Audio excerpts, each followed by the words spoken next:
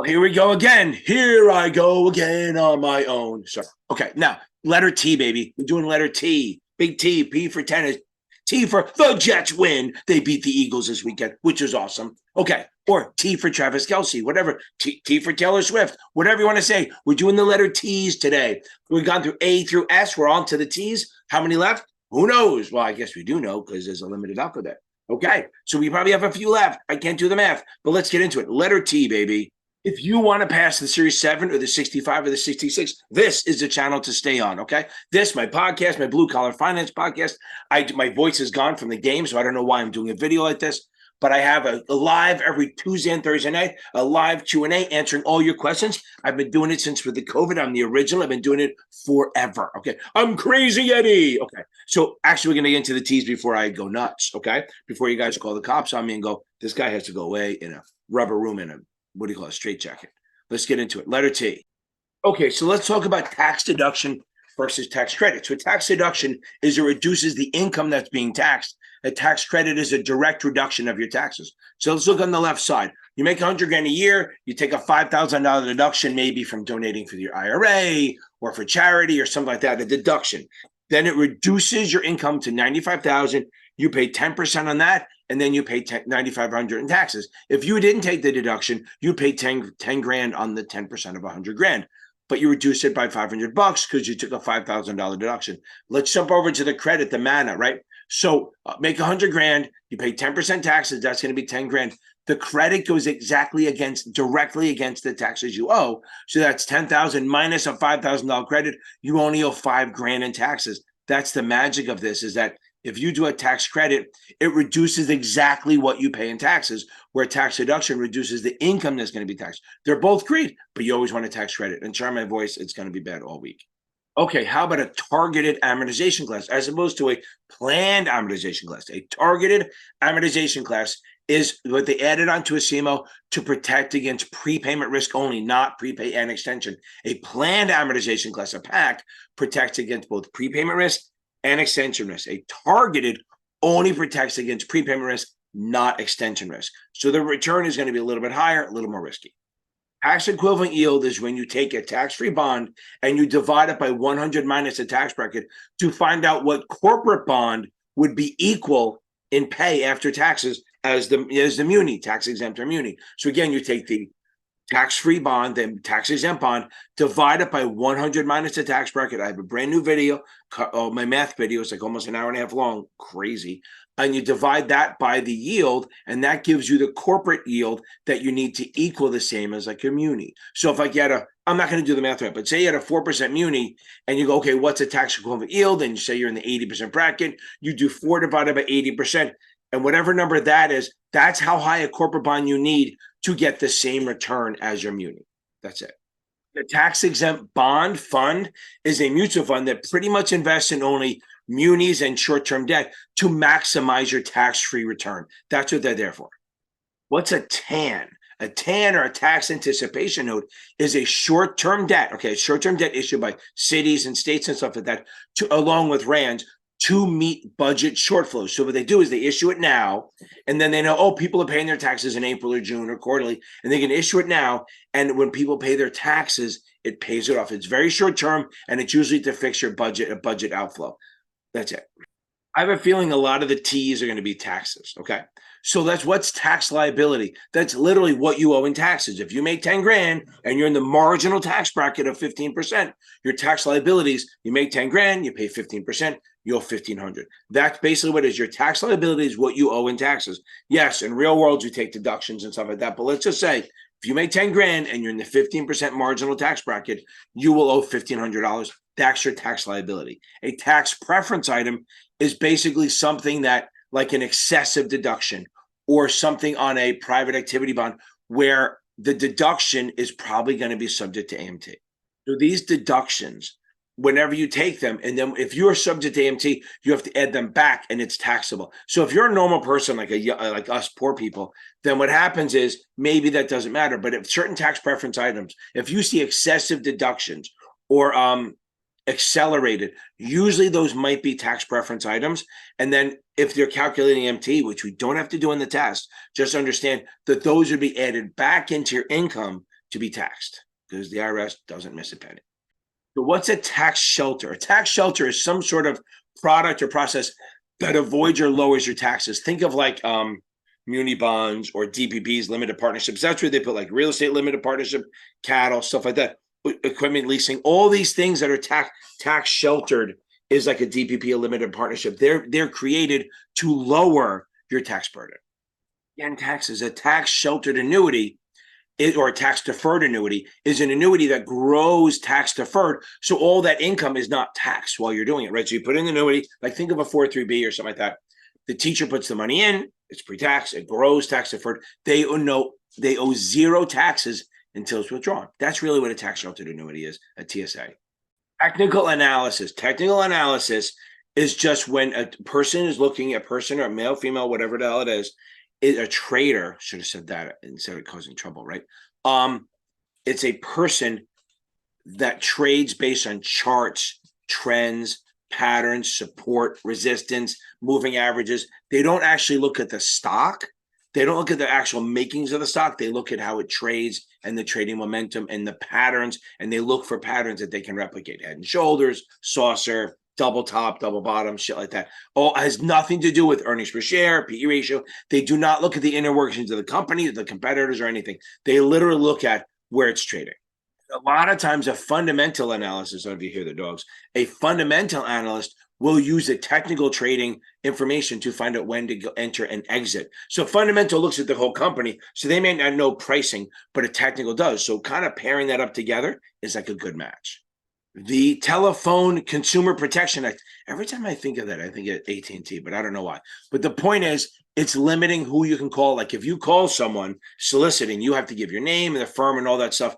And you can only call during certain times, like between 8 a.m. and 9 p.m. at night.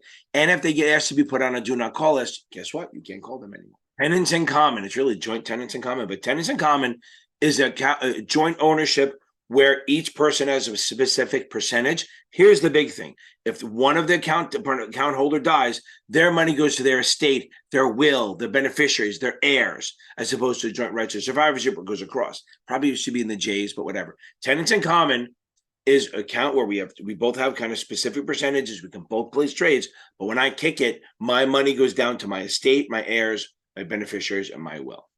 Tenants in entirety is only for married couples. And if both people, if any kind of transaction has to be consented by both, but also means the thing why people do tenants in entirety is if you have a property and one of you gets sued or they put a lien on it, they can't put a lien on that property unless both names are creditors. And tenants in entirety is only for married couples.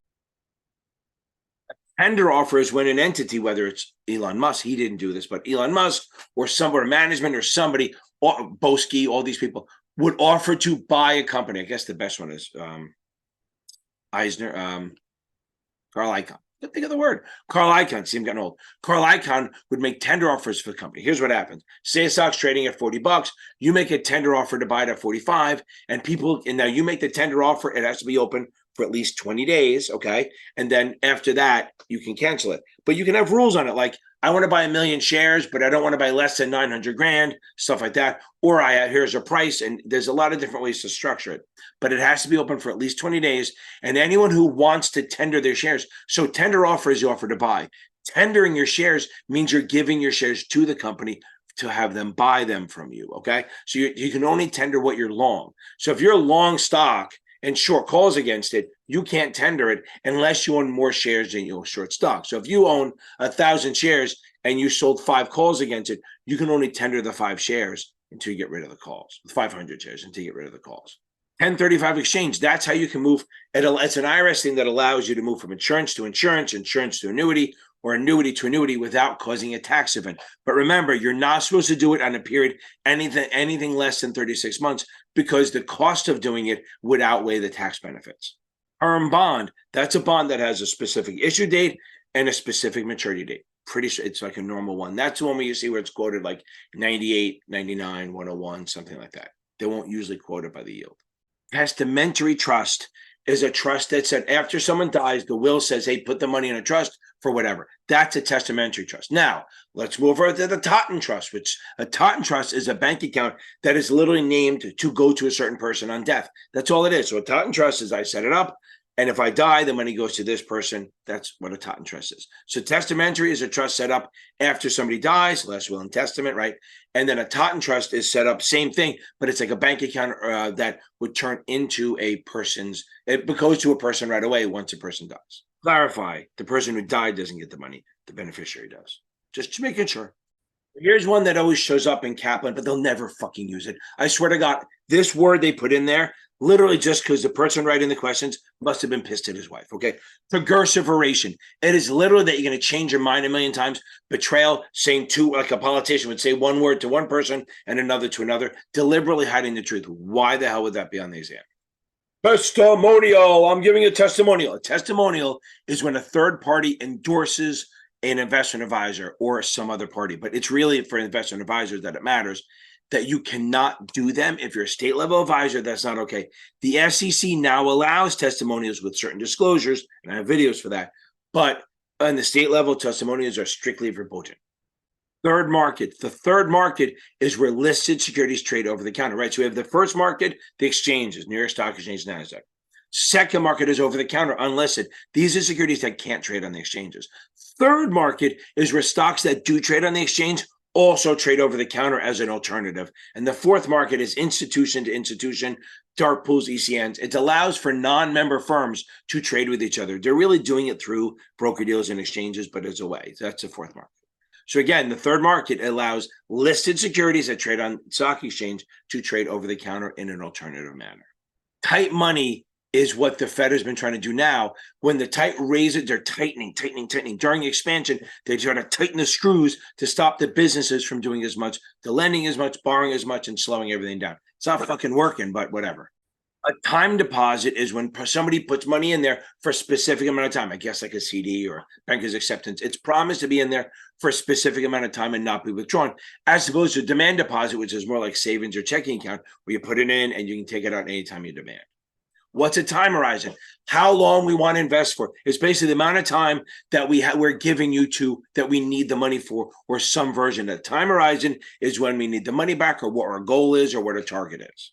The longer it is, the more risk you can take. The longer it is, the more equity you can take. The shorter it is, the less equity you can. So I have a rule that if your time horizon is 5 years or left, don't do equity. Now, real world, no, but this is test world, okay? Anything under 5 years, you don't do equity. And the other side, on mutual fund side, if it's under 5 years, you only do C shares. You don't do B or A because the costs are too much. Time value of money. Okay, time value on an option and time value of money. So first of all, time value of money is always that money now is worth more than money later. And that's why people take the lottery money up front, because I'd rather get it now than later. That's just a thing. Time value on an option. So let's say the option, say you have a 50 call and it's trading at 52. Well, the intrinsic is $2. Okay. 50 call, stock's trading at 52. You have $2 of in the money intrinsic. If the premium is $5, you have $3 of time value. Time value is what you pay over what the option is worth. Time value is what you pay over what the intrinsic or the in the money amount is. Okay. You could have no time value. It doesn't happen a lot. But like say your option is out of the money, no intrinsic. The premium is all time value. And also, the longer I'm going to say bond a million times, the longer the option is till maturity or to expiration. See, I went with the bond thing. The more time value it has. Also, the more volatile the company is, the more time value they have. So if you have Gillette and Tesla both trading at $50, whatever, Tesla would have more time value because people are willing to pay more for that ability to make a lot of money. And what is Gillette going to do? Make a fifth blade? Doubt. I think they may do a fifth blade now. A tip, just a tip piece. Okay, no, a tip is in this test. A tip is in somebody giving somebody else insider information, alleged, but whatever. So in this test, if you get a tip from someone, you assume that it's inside information and don't act on it. Tombstone ad. That's a tombstone ad is what you put in the newspaper during the cooling off period. It allows the underwriters to kind of generate some interest. It's like a non-advertising advertising. It's one of the things you're allowed to do during the 20-day cooling off period. So it's a new issue. We put up a tombstone. It says the name of the underwriters, how much money we're raising, maybe a range for the price, maybe. And that's kind of it. It's just saying, hey, guys, you interested? If you give us a call. Okay, top heavy. Literally half of these things get a double entendres, whatever. Top heavy is when a 401k or retirement plan has too many key employees in it. Like if so many of the key employees are in it that it outweighs what the normal people have, then there's an issue. What's a transfer agent? A transfer agent is either a person or a corporation that they're responsible for keeping track of all the names of all the names and who holds the shares and all the names on the securities. And anytime somebody buys from other, they make sure the names get switched over. So they always have a list of all the names of all the shareholders. And they make sure that the new person gets credited with it. The old person gets it taken off. Top down versus bottom up. Again, see, top down is where you look at the economy as a whole, then you narrow it down to like the sector, to the industry, blah, blah, blah, all the way down to the stock to make a decision. Bottom up, it's like a Queen song, right? Bottom up, girls. Okay. Bottom up is you start at the stock and you go out to the industry, then the sector, and then the market to make your decision. So top down, you start at the economy, work down, and bottom up, you look at the stock and go up. Okay. Trade date is literally T. That's the day the transaction actually happened. Trace. That's how it's called Trace, Trade Reporting and Compliance Engine. Nobody gives a shit. Trace is when you report corporate and treasury bond transactions. And usually that's within 15 minutes, okay? So Trace is how you report corporate and treasury bond transactions, and it's always within 15 minutes. Treasuries, treasury bill, that's under a year, right? Under a year, it's a zero coupon, most liquid. Treasury note, 2 to 10 years, pays a coupon every year, every 6 months, trades in 30 seconds. Treasury note, treasury bond, up to 30 years. Again, pays every 6 months, trades in 30 seconds. And TIPS, Treasury Inflation Protection Securities. They pay a coupon every 6 months, but the par value adjusts for inflation, CPI, and then you should keep pace with inflation. Strips, where you're going after your pass. I say that all the time. This, again, I'm only putting it in here because we're talking about treasuries. It's a long-term zero coupon, very volatile. FINRA loves it for college education savings. Okay, how about a trough? TROUGH. So we have 4 business cycles that we worry about. A lot of the books try to do a lot of other crazy shit, but here's it is. So we have expansion, peak, contraction, trough. Trough is the bottom of the declining business activity, and hopefully it's going to head back up into expansion. That's it. Okay, what's a trustee? A trustee is a person who's in charge of a trust. Okay, they have to act on a beneficiary's on their behalf, and they are considered a fiduciary, which means they have to put the needs of the beneficiary ahead of theirs. Kind of like a good husband, I guess. Then we have a transfer initiation form. That's a TIF. That's like an ACAT. It's where you're transferring your assets for your securities from one broker deal to another. That's called the TIF. There's the trustee, and then we have the trustor. Trustee is the one who manages it. Trustor is the one who puts the money in, also known as a grantor or a settler.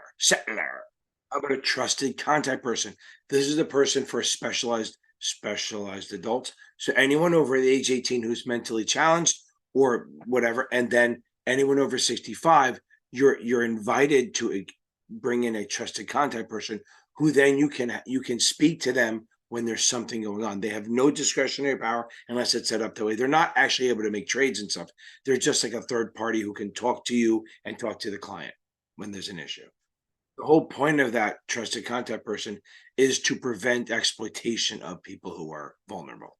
The Trust Indenture Act of 1939, all non-exempt, which means corporate bonds over, I think, 50 or 75 million, doesn't matter the number, have to use this thing where they create a trust indenture. They have to create a trust indenture, which is a legal agreement between the issuer and the trustee. I think my voice is getting worse. Go Jets. How about a 12B1 fee? That's an annual fee or even quarterly, I guess, that's charged against the mutual fund's assets to each investor to pay for marketing and advertising. Well, let's throw it in here, 2 and 20.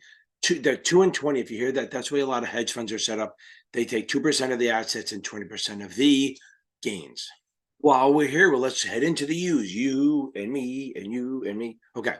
Underwriter. The underwriter is basically an investment banker who helps companies go public.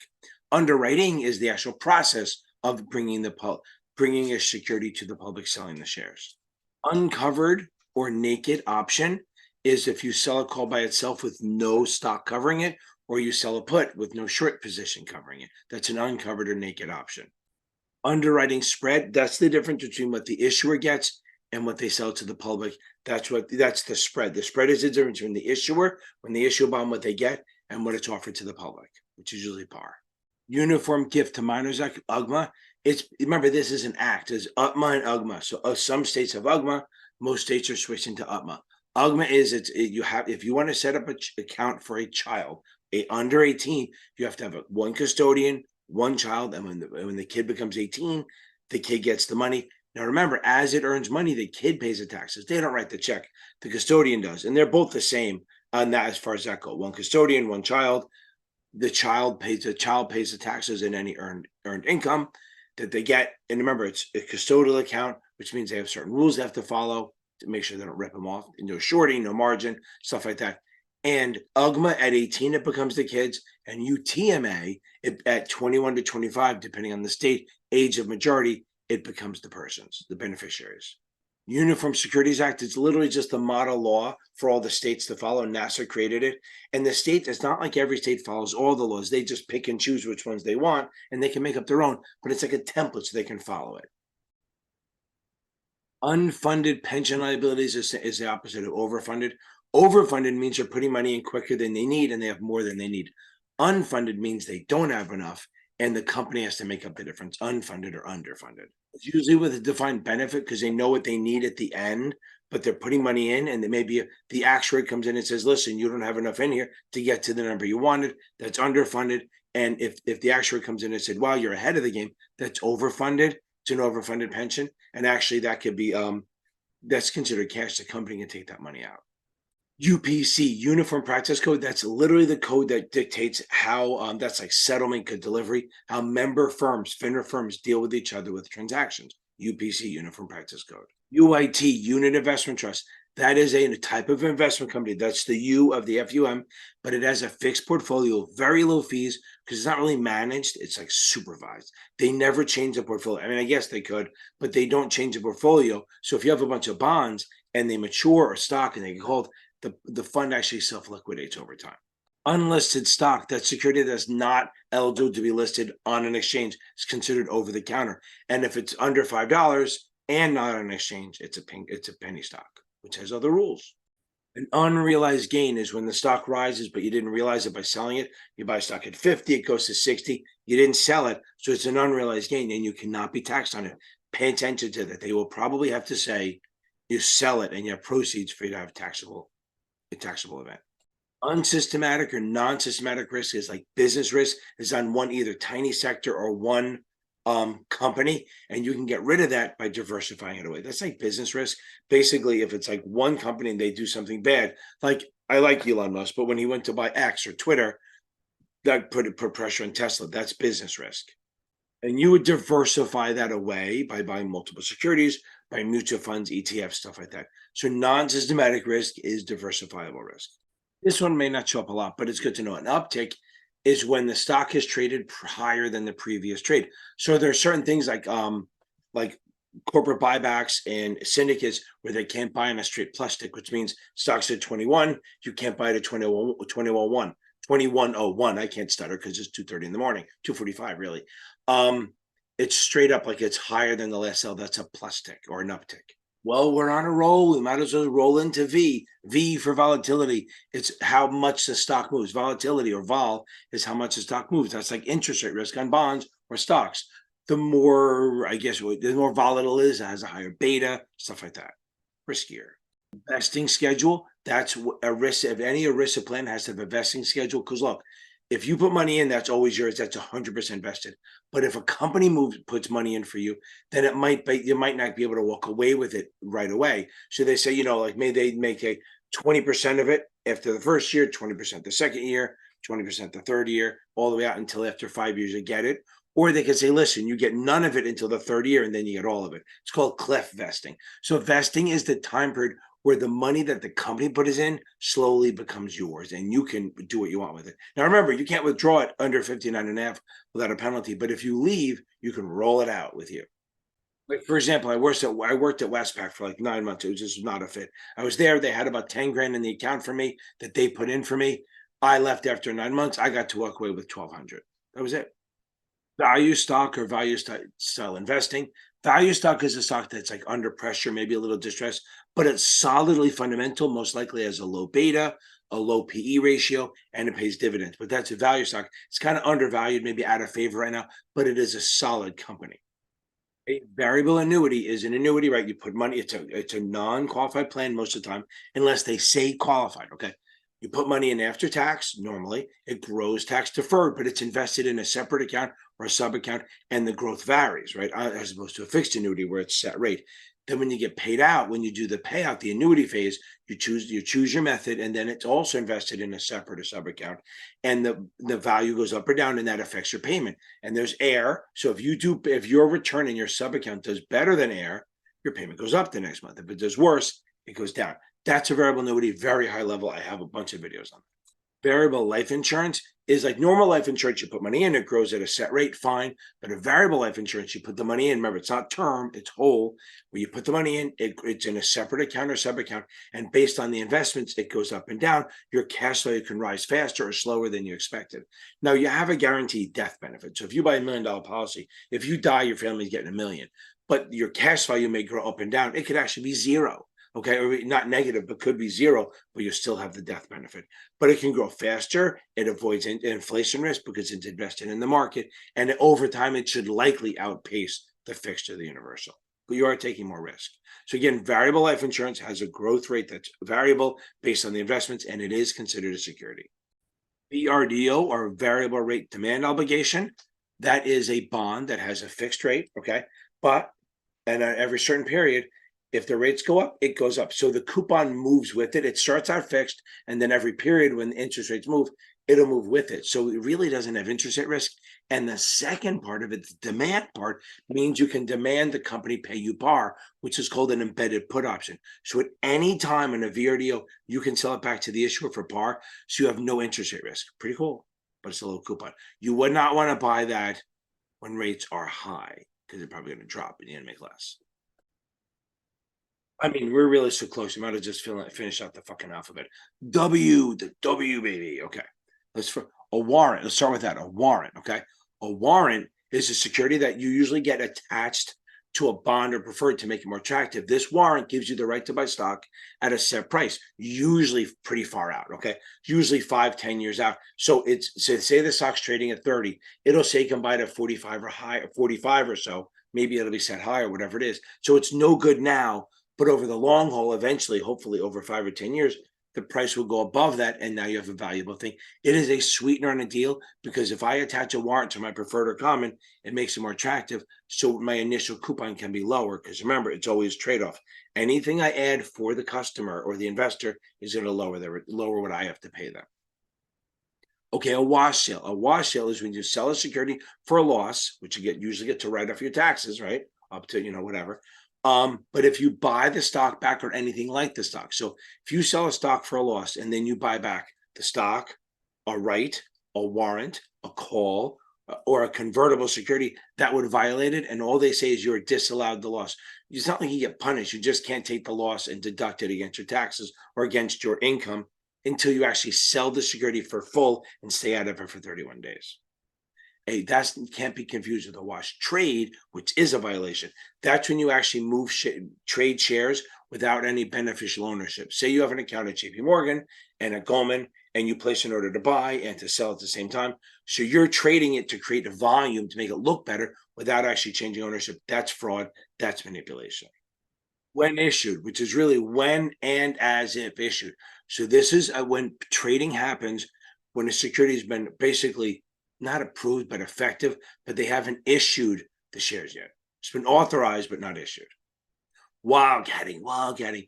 It's the limited partnership. It's the drilling where you're drilling for oil or gas, where it's an unproven area where there's no oil already. That's as opposed to development, which you're going to drill where there's already oil. Copycatting. But wildcatting is where you're drilling where there's no proven oil already. So it's a high risk, high reward venture.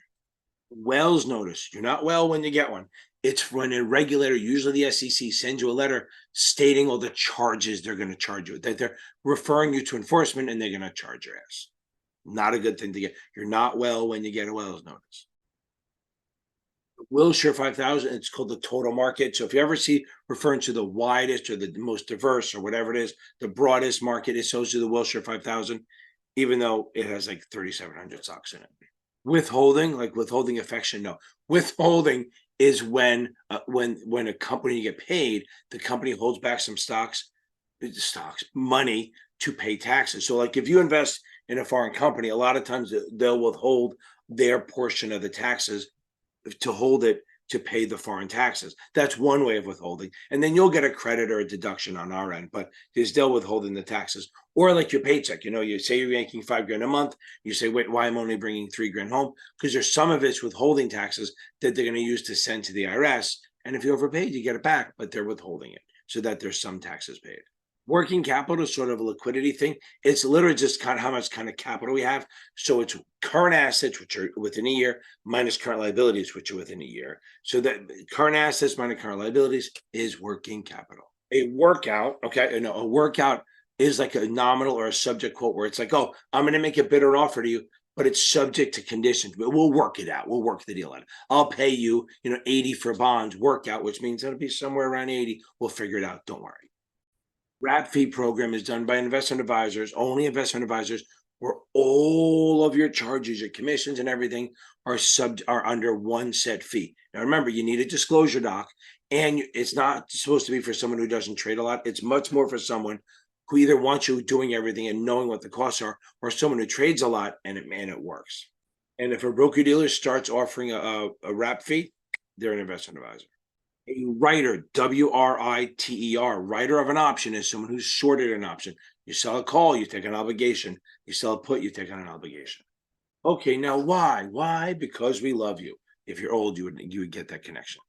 It'll be followed by MICKEYMOUSE. What's a Yankee bond? A Yankee bond is when a foreign company issues a bond in the US paid for in dollars. Okay. What's a yield? It's the annual dividends or interest rate that you're getting based against your market price. The current yield is annual of a market price, AMP, annual divided by the market price. That gives you your current yield, what you're earning. Okay, so the yield spread is, I've done this chart. We have a chart where there's, well, let me do it.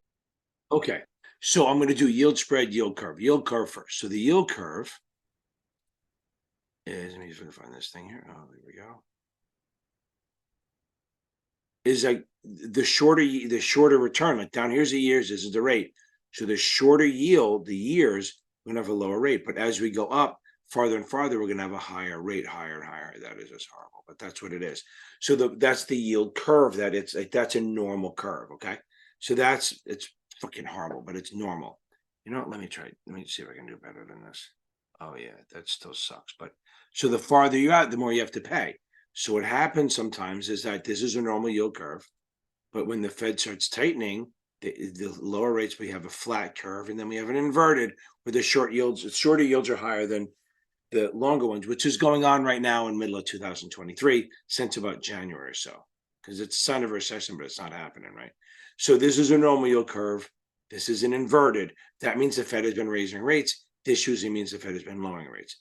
Now, another thing we have is the yield spread, where we're comparing. We'll call this, we'll say this is the treasuries, okay? And then we have another one above it, which is the corporates, okay? That's the corporates.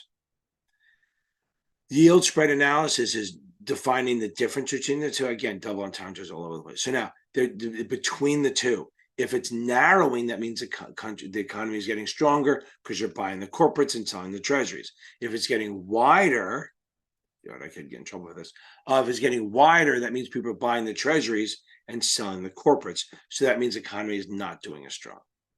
Okay, yield to call is your yield based on to the first call date. So if you have a discount bond, that's you're going to get called at par. It's assuming it's going to get called, which means your yield will be higher than if it was yield to maturity or current yield or coupon.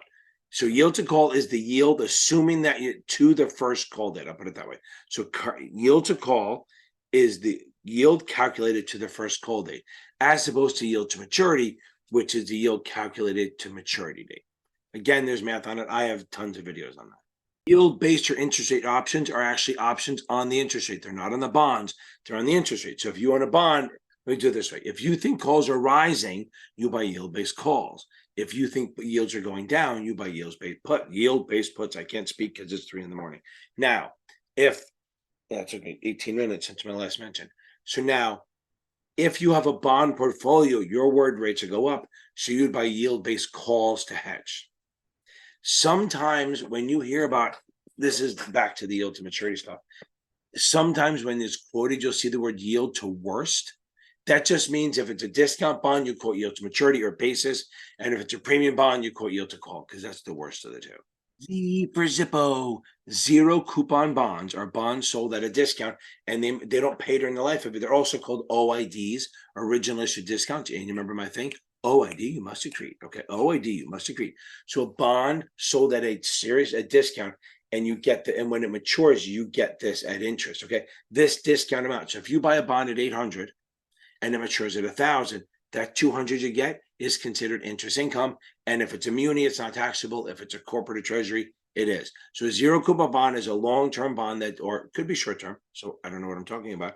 It's a bond that pays interest at maturity, like a T-bill, commercial paper, strips, treasury receipts, all that stuff. And then we have Z tranche. Z tranche is a type of CMO tranche where you get paid at the end. It's again, I think it's a zero coupon, but you're paid at the end. You're the last one paid in a CMO. Okay, and the last but not least, the end. This is the end of the letters.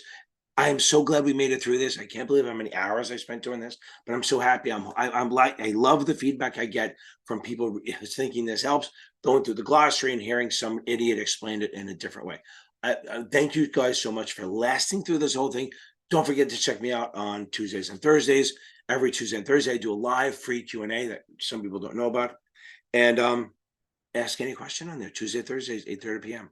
Have a great night. Wash your hands. May the force be with you.